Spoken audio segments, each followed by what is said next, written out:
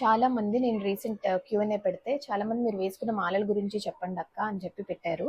And మీరు వేసుకుంది తులసి మాల, ఆ తులసి మాల వేసుకుంటే ఆనియన్ గార్లిక్ తినకూడదు కదా అని కూడా మెసేజ్ పెట్టారు.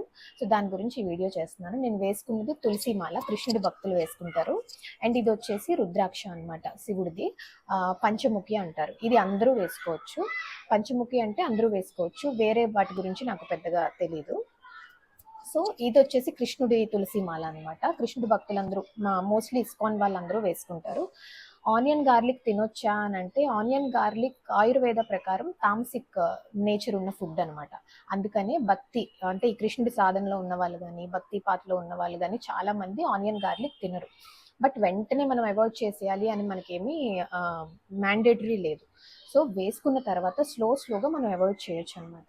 ఆయుర్వేద ప్రకారం సాత్విక ఆహారం తీసుకుంటే భక్తి, మనం ఏదైతే సాధన ఆ పాత్రలో ఉన్నామో అది చాలా బాగా హయ్యర్ స్టేట్కి రీచ్ అవుతామని చెప్పి నమ్ముతారు. అందుకనే తామసిక్ నేచర్ ఉన్న ఏ ఫుడ్ కూడా తీసుకోరనమాట. అంటే ఆల్కహాల్ కానీ, లేదంటే నాన్ వెజ్ కానీ, ఇలాంటివి ఏవి కూడా భక్తిలో ఎంకరేజ్ చేయరు. సో అందుకనే తినకూడదు అంటారనమాట. కానీ వెంటనే మానేయాలి అని కూడా మనకి ఎక్కడా చెప్పలేదు. ఎందుకంటే చాలా మందికి అది పాసిబుల్ అవ్వదు కదా. ఇంట్లో వంట చేసుకున్నప్పుడు ఆనియన్ గార్లిక్ అలవాటై ఉంటుంది, ఇంట్లో వాళ్ళు యాడ్ చేసేస్తూ ఉంటారు.